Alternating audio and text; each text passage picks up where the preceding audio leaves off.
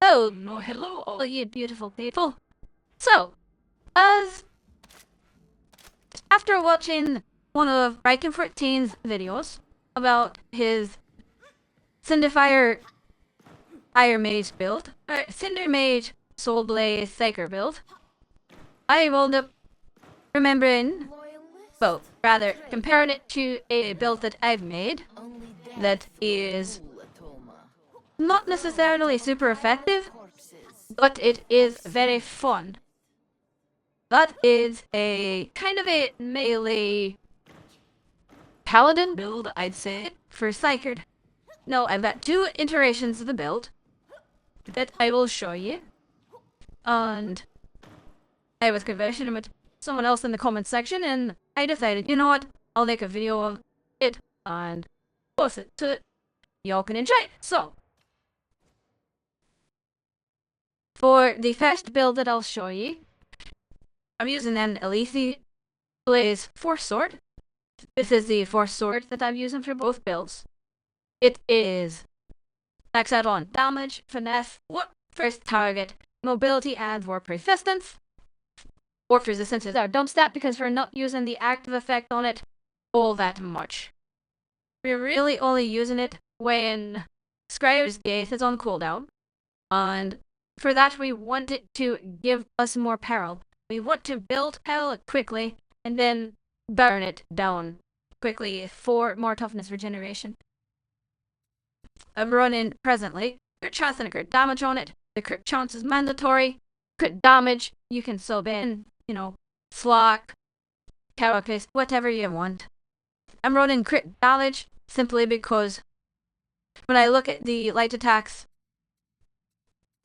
multipliers, it gets a solid 17-ish damage against most every armor type. And the heavy attacks get closer to 20 extra damage against all targets. That's what is the main thing here. Is that it gives bonus damage against all targets. So whether you're swinging at,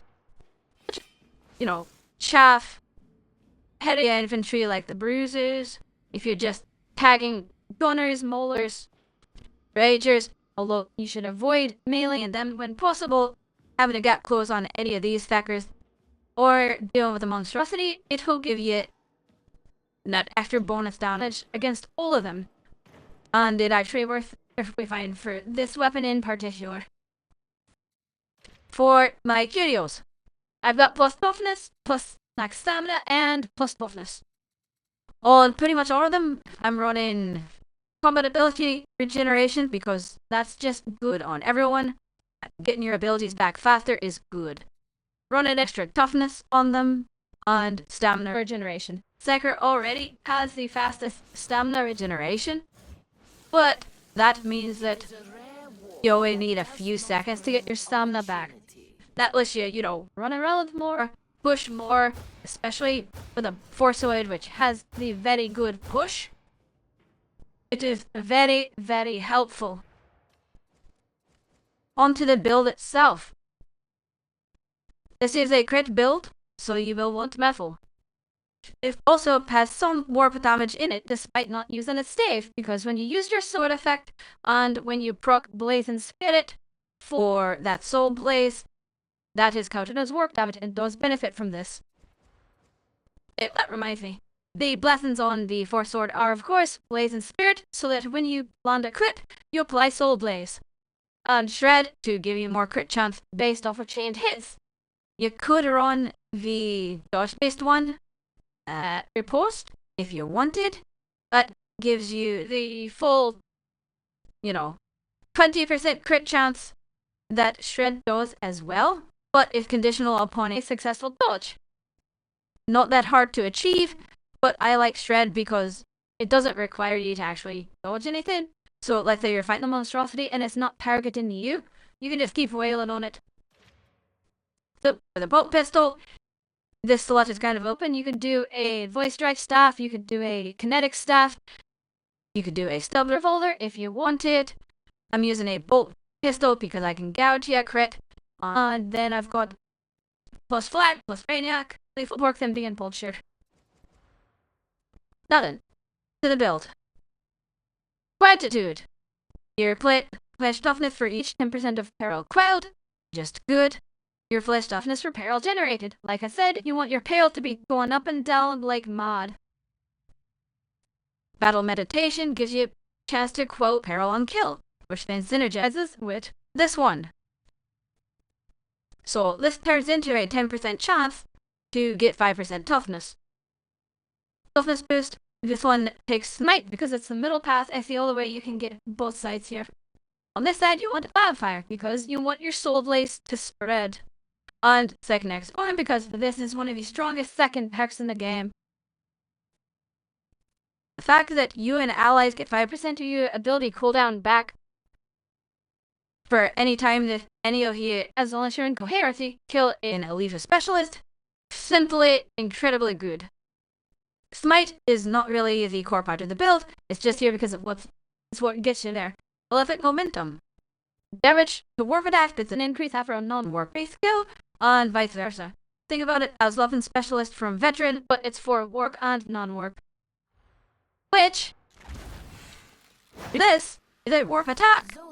Soulblaze killing anything, because they fired out, is also a warp attack. This is not. So, as long as you've got Soulblaze on targets and you're swinging your melee at them, you'll be getting to dip into both.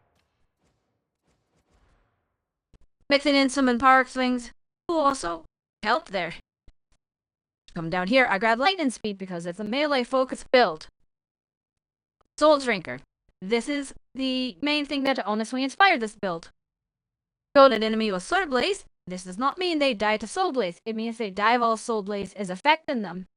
So you get 5% toughness and 5% crit chance. Or Footin'. Cleave is not super necessary on the Elise. You could drop this and grab something else if there is something you wanted. That's up to you. I'm running it because it makes it feel really cozy and let you just kind of chew through anything and everything in front of you. By Crack of Bone, melee weak spot kills, grow 5% peril, and reduce further peril generation by 20%. That helps slow down Skyre's Gaze buildup. That also goes with that, and with that. So, that's essentially 5%. Every time you kill something with a melee weak spot kill, you essentially get, 5% peril, so 2.5% toughness back, but that's every time. And with the Elise, it is very good at getting weak spot kills, because most of your swings are right around head height.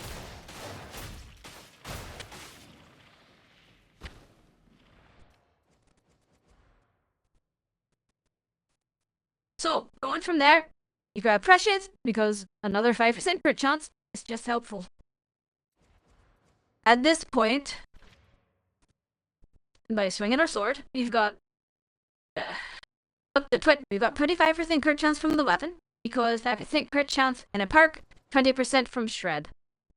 Come back over here, summon on this right side. When something dies, that gives us another 5% crit chance. That gives us up to 30%. Here, we get 35% crit chance. We share 5% to our allies. Your Zealots and Veterans will both thank you. We dip down to the middle for toughness DR. Grab one with the one, because having extra toughness damage reduction is just very nice. You're in melee. Having that extra durability will be very beneficial. In Passive Evasion, critical hits make you count as dodging against ranged attacks for 1 second. This means that every time that you get a critical hit, you become immune to enemy ranged attack for 1 second. And specifically, it's not you're just immune, they still hit you, it's they count as having missed you, having dodged. That could synergize, of course, with what's it called? Recognition? Is that it? Riposte. It synergizes with Riposte if you go that route instead of Shred. You come down to your ability. Spider's Gate gives you another 20% crit chance. That bumps you up to 55% crit chance. It gives you a bunch of extra damage, suppression immunity, then stacking damage. You grab Endurance so that you have more toughness damage reduction. because then more durable, warp speed. You technically don't have to grab that if you don't want to. You technically don't have to grab this if you don't want to. I like them. It makes it cozy, it makes you tanky, makes you a fast second murder machine. Lets you keep up with your zealots. And then you grab recognition, so we spot kills, which you're already going for, count as once again spent in the Scryer's gaze. And they also give you, it now also gives you finesse damage. Finesse damage translates to weak spot and crit damage. So you're already going for weak spots, you're already going for crits. This gives you even more of it. You could do Reality Anchor. I don't think it's that necessary since you're not running a sale or anything you're going to be using doing it. Come down here for crit shots boost. That's 60% crit chance. Whoopee. So roughly 2/3 of the time will be finding crits. Once you press the button. Kinetic deflection. This is kind of just mandatory on melee Psyker builds. It's just good. It lets you block with Cal instead of stamina. Which, again, oh, you got shot, but you block some melee attacks. Okay, blocking it, you gain paddle. Gets your toughness back. You turn around and get some melee kills. You quilt peril. You get toughness back. You dip down here for the movement speed because getting stuck into melee is helpful and maneuverability is really good. True aim.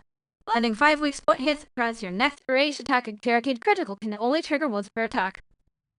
This is not 5 ranged weak spot hits like Headhunter. This is just 5 weak spot hits.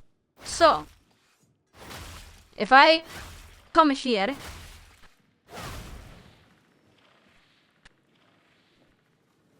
if you look at the icon down in the bottom left of my screen, well, bottom center left, you'll see that I have 5 staff. That means that, most like with Weapon Specialist Veteran,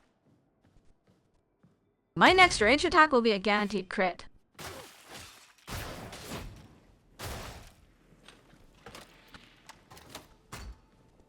Which, in turn, just makes it a lot easier to whip out your bolt pistol, your revolver, whatever you want to use as your primary. In fact, you could use a voice track stuff and just send a critical black hole. Of course, send that a whole way if you wanted to.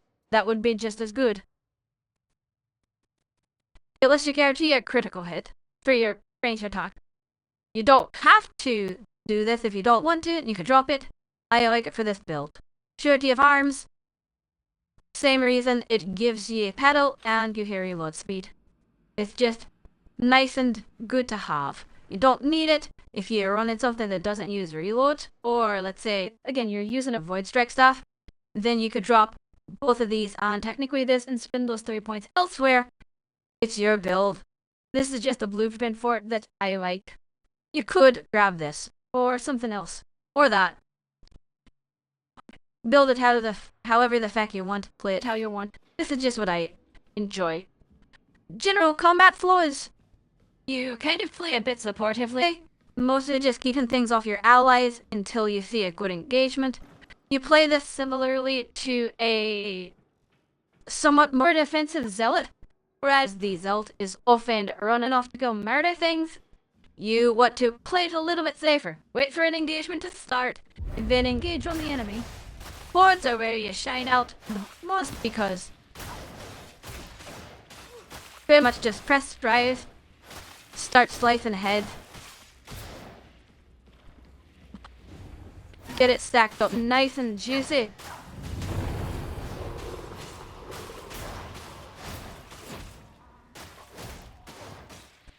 As you keep swinging on into the horde, you'll be getting crits, which are just buffing you up, spreading soulblaze all over everywhere, on setting everything on fire. So, as you're getting, kills in melee and spreading soulblaze, it spreads out to the enemies behind them, letting you just soften it up and just really smoothly go through them. The Scribe's Gaze is on a rather short cooldown to begin with, of 25 seconds. Then, from your curios, and from second actions aura, it goes back very fucking quickly. You could run Thea's presence and do that instead of prescience. That would let you have better off time on Scry's gaze, but Scry's gaze is such a short fucking cooldown anyways, and you're getting it back because of second edict's aura. You don't really need the 10% cooldown reduction there. I'd rather have the extra crit chance. So, that's the first incarnation of this build. The second incarnation of this build is one that does in fact use a Inferno First stuff, where you use this to prime the enemies. You're on Warp Nexus and Blaze Away because Blaze Away is just best in spot on the Inferno staff, and Warp Nexus because it does still benefit from crits. Crits on an Inferno staff apply multiple burn stacks at once and let you break the inbuilt burn cap for that weapon. So Warp Nexus, crit chance, flak armor, because about the only things that you won't be burning through with it are Catapus and Mullus are pretty tanky. Burning through them a bit quicker. Braziers, also, it's just nice to be able to burn through them just a little bit faster. So, this build in particular, the way that you would... This is a lot more top heavy. So, this one is big for you getting warp kills. So, you take Soul Stealer because you're using your staff a fair bit as well. Pretty much take everything up here. All this stuff for the same reasons as the other build. This one because it's convenient, it's 1 point. Killing an elite or specialist that's in a crowd, let's say a mixed horde that's got, you know, talkers, droners, bruisers, and let's say they toss in some maulers or some ragers. When you kill one of those, it'll immediately just proc a bit more soul blaze to everything around it without any cap. On this one, you completely ignore this side.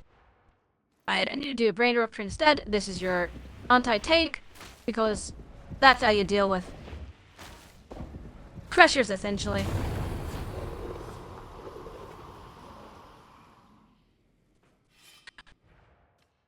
That's really the only way that you deal with crushers in this build. Or just burning them down and keeping them occupied for your teammates. From there, you again get Wildfire and secondary sorta, because, again, soulblaze build, and it's just so fucking good. Love Misty Art, get back over here, pick up the same cluster over here for the same reasons, same stuff down to here. Here, instead of going down for Surety of Arms and True Aim, as you're not using... I suppose you could use True Aim to guarantee a crit for your Inferno stuff. I wouldn't call it worth it. I'd rather save the 3 points, spend them elsewhere, and dip over here for Warp Rider instead, for the extra damage as peril increases. In this build, you are very much dedicated to medium range engagements, but you'll do a much better job of melting everything in those medium range engagements. You'll also be a little bit more resilient against Rage Times Fire, just because you've got more ways of getting toughness back. But that's mostly the things. With this build, pretty much when a horde rolls up, you burn down the front row, start burning the next, switch to your sword, gap cause, start swinging into them. Keep the soul blaze going. You can then back off and go back to the force stuff, or you can keep sticking in melee. This is a lot more of a melt the horde before they get to you, and then finish them off with your sword. Or, you know, you can play it differently if you want to. You can do what you want. But that's how I personally play the build. I've used both it with a fair amount of success and Orc and Orc Maelstrom, depending on the modifiers, of course. Both of them are also pretty solid at deal with monstrosities as well, because you can build up Soul Blaze very effectively, and then just burn it down. But those are the two Soul Blaze, mostly melee focused builds that I've got. I hope that this inspires you to try out one of your own, and Again, if there are any things that aren't necessarily core to the build that I take because they're comfy and there's something else you would want, that is perfectly fine. Do what you want, just you can use this as a template or a guideline for it. I have another crit build that is probably just more consistent than either of these, but it's less flavorful. Dual sword with shred and riposte, that gives it 45% crit chance in and of itself. You ignore most of the other things that I took elsewhere. You grab a sail, that's your anti-gunner stuff. Maleficent momentum, because it comes down this side, because you have to when you take a sail, and you can't actually take second X or from it. Cleave for just deal 4 better, Cullen. And with that, anticipation, just because you're much more reliant on being in melee and don't have as much of a safety net. Most of the same things everywhere else. This is a lot more of a press Skyer's gaze. Start shredding things and rely entirely upon getting crits and murder and shite to actually stay open a fight and avoid gunfire. That's that for a different video. Probably an actual showcase on that one. But in any case, I hope that he enjoyed these different, more thematic builds. I'm not running keystones in any of them. You could trim out some points somewhere else and work one of those in if you wanted to. Probably Disrupt Destiny. I just don't care for its target selection at present. Or at least not the last time I played it. All that said, I hope that you have a good one. Hope you enjoyed this and that it gives you some ideas for things that you can try. Especially now that we've got our up and crafting update. So, that will be all for now. I hope you have a good rest of your weekend and a good week. Hope to see you in the field.